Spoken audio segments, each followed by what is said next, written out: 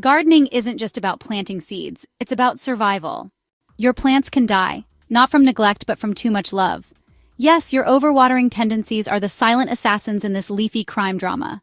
But what if I told you that most gardeners are making a simple mistake that slowly kills their plants, and that fixing it could mean the difference between lush, thriving greenery and a sad, mushy graveyard of yellow leaves and root rot?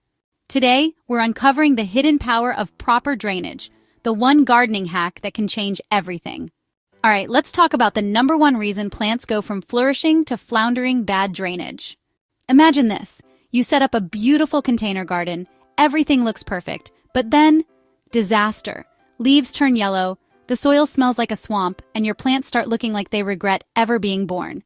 The culprit? Too much water with nowhere to go. Drainage is basically your plant's plumbing system, and if it's clogged, things go south fast. Roots need air just as much as they need water, and when soil stays too wet for too long, oxygen gets squeezed out, making it the perfect breeding ground for root rot.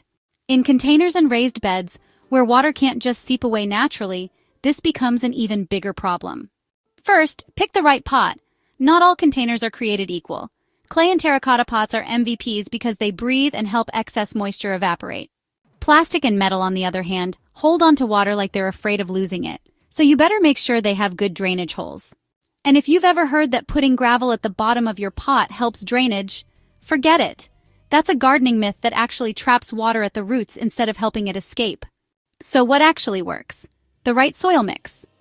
Regular garden soil? Too dense. A good potting mix? That's the sweet spot.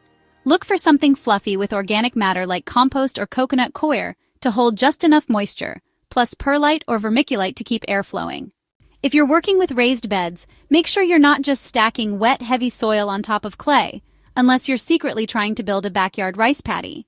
Elevating the bed slightly or mixing in sand and compost can help water drain properly. Plant spacing matters too. Overcrowding turns your soil into a compacted mess, and roots start competing for space like rush hour traffic.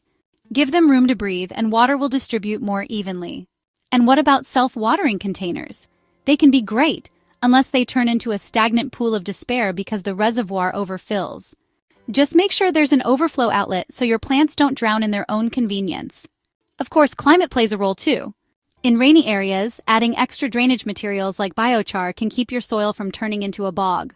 In drier regions, too much drainage can be the problem, meaning you'll need more organic matter to help hold onto moisture. Finally, if you want a sustainable way to improve drainage naturally, compost and mulch are your best friends. They help regulate moisture and keep the soil structure healthy. Even planting cover crops in the off-season can break up compacted soil and improve aeration over time. At the end of the day, good drainage means happy plants. Whether you're growing in a tiny balcony container or a massive backyard bed, getting this right is the key to a thriving garden.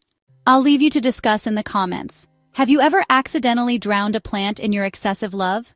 Be honest. You can support us by subscribing if you haven't already. Take care of yourselves, take care of your loved ones, and I'll catch you soon in another video.